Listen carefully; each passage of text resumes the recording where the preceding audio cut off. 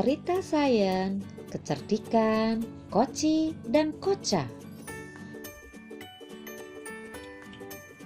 Assalamualaikum warahmatullahi wabarakatuh. Apa kabar anak-anak? Hari ini Bu Yosi akan ajak anak-anak untuk melakukan percobaan telepon kaleng. Nah, sebelum kita melakukan percobaan telepon kaleng, anak-anak akan Bu Yosi ajak mendengarkan cerita sains tentang kecerdasan Koci dan Koca. Dengarkan ya. Dahulu ada seekor kelelawar bernama Koci. Koci selalu saja menang dalam setiap perlombaan, sehingga membuat para binatang yang lain merasa iri kepadanya. Koci mempunyai adik bernama Koca.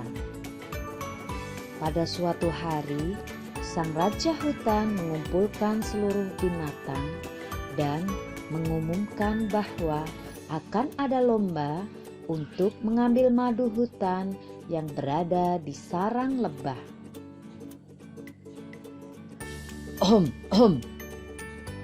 Barang siapa jadi pemenangnya, maka berhak mendapatkan hadiah. Kalian boleh membawa seorang teman untuk mengikuti lomba ini. Nah, sekarang kalian boleh pulang untuk bersiap-siap. Perintah sang raja.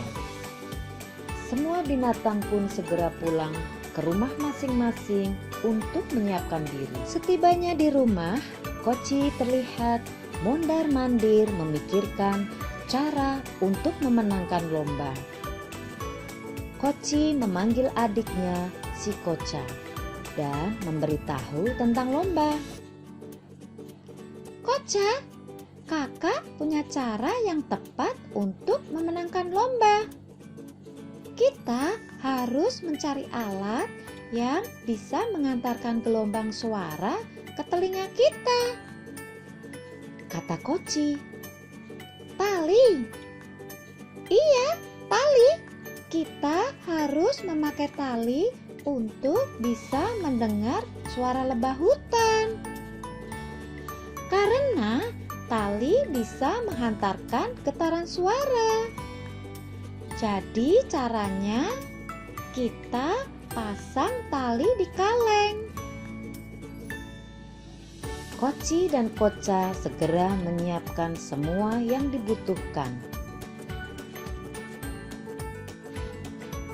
Koci dan Koca segera bertindak sesuai rencana.